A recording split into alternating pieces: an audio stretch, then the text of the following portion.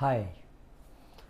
ఫైనల్గా మనం ఇంగ్లాండ్ మీద సెమీస్ 7 పరుగుల తేడాతో గెలిచి మనం ఫైనల్కి వెళ్ళాము.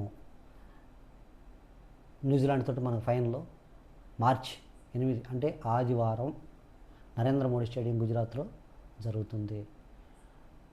కాకపోతే నాకు ఈరోజు ఒక చిన్న హ్యాపీ ఏంటంటే ధోని సామాన్యంగా మ్యాచెస్కి అటెండ్ అవ్వడు, కానీ ఈరోజు ధోని మ్యాచ్కి అటెండ్ అయ్యాడు. తనకి ఇష్టమైన నెంబర్ ఎంత తెలుసు? Jersey number 7. ఈరోజు మనం ఇండియా ఎన్ని పరుగులతో గెలిచింది కదా? 7 పరుగులతోటి. ఏమో ధోని రిటైర్డ్ అయినా కానీ తన జ్ఞాపకాలు ఇంకా వెంటాడుతూనే ఉన్నాయి మనల్ని. వన్స్ ఇన్ ఏ వైల్ అంటారు కదా. సో కారణ జన్ముడు అతను కొన్ని కోట్లకి ఒక్కొక్కరు పడుతుంటారు. అది మన అదృష్టం. ఇండియాకి ధోని లాంటి వాళ్ళు దొరకటం నిజంగా మనకు అదృష్టం. సో ఈరోజు వచ్చాడు, 7 పరుగులతోటి మ్యాచ్ గెలిపించాడు. ముందుగా అనుకొని వచ్చాడేమో నాకైతే అనిపించింది. సో త్వరగా ధోని గారిని నా రిక్వెస్ట్ ఏంటంటే కోచ్ పదవి చేపట్టమని చెప్పి నేను కోరుకుంటున్నాను. ఎందుకంటే మీరు కానీ కోచ్ చేపట్టినట్టయితే కెప్టెన్స్కి మీరు నేర్పటం, మీ దగ్గర ఎంతో తెలివి ఉంది, ఆ తెలుగు మొత్తం నేర్పాలని చెప్పి నేను కోరుకుంటున్నాను. అదేవిధంగా ఈరోజు మ్యాచ్లో అసలు మెయిన్ గెలిచినాక నాకైతే సంతోషం లేదు. ఎందుకంటే సింపుల్ లాజిక్. యాక్చువల్గా ఇంగ్లాండ్ ఇంత స్కోర్ చేసేది కాదు. ఫస్ట్ స్పెల్లో హర్షదీప్ సింగ్, హార్దిక్ పాండ్యా వేసిన తర్వాత ఎమ్మటే 3 వికెట్లు పడిపోయినాయి. బేతల్ వచ్చాడు. బేతల్ ఆడతాడని తెలుసు. అప్పుడు ఖచ్చితంగా నీకు బుమ్రాని దింపి, బుమ్రా అప్పటికే బ్రూక్ వికెట్ తీశాడు. బేతల్ వికెట్ తీస్తే ఆల్మోస్ట్ సగం టీం అయిపోతుంది. ఆ సమయంలో వేయించకుండా స్పిన్నర్లను తీసుకొచ్చి ఆల్రెడీ మీకు చూడండి, వరుణ్ చక్రవర్తిని రైట్ హ్యాండర్స్ మాత్రం ఆడలేకపోతున్నారు, లెఫ్ట్ హ్యాండర్స్ తగ్గొడుతున్నారు. ఇది గమనించాలి కదా కెప్టెన్ కానీ కోచ్ కానీ. అరే వరుణ్ చక్రవర్తిని ఎవరు ఆడుతున్నారు, ఎవరు ఆడలేదని చెప్పి బయట ఉన్న మేము గమనిస్తున్నాము, వాళ్ళు గమనించకపోతే అట్ట. లెఫ్ట్ హ్యాండర్స్ వచ్చారు అంటే 6 అవలేలా కొడుతున్నారు, రైట్ హ్యాండర్స్ వచ్చారంటే స్ట్రగుల్ అవుతున్నారు. రైట్ హ్యాండ్స్ వచ్చినప్పుడు వరుణ్ చక్రవర్తిని నువ్వు యూజ్ చేయాలి. లెఫ్ట్ హ్యాండర్స్ వచ్చినప్పుడు బొమ్మరా లాంటి వాళ్ళని తీసుకొచ్చి ఆ బెత్తలు బాగాడుతున్నప్పుడు తన పార్ట్నర్షిప్ని బ్రేక్ చేయించాలి. బ్రేక్ చేయించకుండా 12వ ఓవర్ దాకా తను 2వ ఓవర్ వేయించలేదు. అది ఎంత బ్లండర్ మిస్టేక్. ఆల్మోస్ట్ నీకు 12 ఓవర్లకి 140 to 150 స్కోర్ వెళ్ళిపోయింది. ఇంకా అలాంటప్పుడు నువ్వు బుమ్రా వేసినా కానీ ఆల్రెడీ వాడు ఇన్ఫామ్లో ఉన్న బ్యాట్స్మెన్స్ కొడతారు కదా. Very simple logic. ఎందుకు అంత టెన్షన్ తెచ్చుకోవటం నాకు అర్థం కాదు. ఎప్పుడైతే పార్ట్నర్షిప్ బిల్డ్ అవుతుందో ఆ పార్ట్నర్షిప్ని విడగొట్టేస్తే మిగతా బౌలర్ కూడా చాలా సునాయాసంగా వేసుకుంటారు. అలా కాకుండా ఇన్ఫామ్ తీసుకొచ్చే చివరి బుమ్రాను కూడా కొట్టించడం అనేది అది చేతిలో అస్త్రమన్నగా ఉపయోగించుకోలేని చేతకంతనం అంటారు. సో కాబట్టి ఫైనల్లో మాత్రం ఇలాంటి మిస్టేక్స్ జరగకూడదు. ఎందుకు అంటే నీకు ఫైనల్లో న్యూజిలాండ్ వాళ్ళు ఇంగ్లాండ్ లెక్క కాదు. వాళ్ళు ప్రతి అవకాశాన్ని అందిపుచ్చుకుంటారు. నువ్వు చిన్న మిస్టేక్ జరిగినా దాన్ని అందిపుచ్చుకుంటారు. సో ఈరోజు మ్యాచ్ మొత్తం మీద డిఫరెన్స్ ఏమంటే ఒక బుమ్రా మాత్రమే. అసలు ఆ బుమ్రా 4 ఓవర్ లేకపోతే ఇంగ్లాండ్ నాకు తెలిసి 250 కూడా కొట్టితే. So at the same time మీరు చూడండి, 20 ఓవర్లో వేసే వాళ్ళు ఉన్నా కానీ చివరికి మన ప్లానింగ్ లేకపోవటం వల్ల చివరికి శివన్ దుబేకి ఇవ్వాల్సి వచ్చింది. శివన్ దుబే మీరు చూశారు కదా, ఆర్చర్ బ్యాట్ లేపిన ఆర్చర్ కూడా 3 సిక్స్లు కొట్టాడు. సో కాబట్టి ఇలాంటి బ్లండర్ మిస్టేక్ చేయొద్దు. రేపొద్దున న్యూజిలాండ్లో కంపల్సరీ బుమ్రాని ఫస్ట్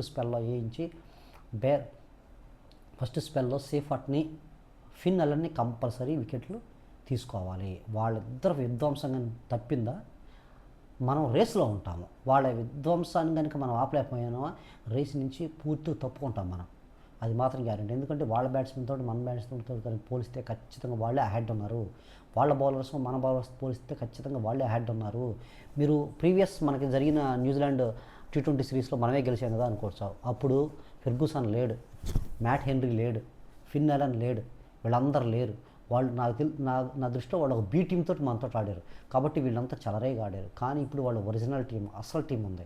అసలు టీం ఎదుర్కోవాలంటే ఎలా ఉండాలి? మనం చాలా అలర్ట్గా ఉండాలి. ప్రతి ప్లాను నాకు తెలిసి గౌతమ్ గంభీరు ఇన్వాల్వ్ కాకుండా ఉంటే చాలా సంతోషం. తను ప్రతి దాంట్లో ఇన్వాల్వ్ అయ్యి కోచ్ అనేవాడు అసలు ఆ విధంగా ఇన్వాల్వ్ కాకూడదు. ఎందుకంటే పిచ్ బయట కండిషన్స్ వేరు, పిచ్ లోన్ ఉండే కండిషన్స్ వేరు.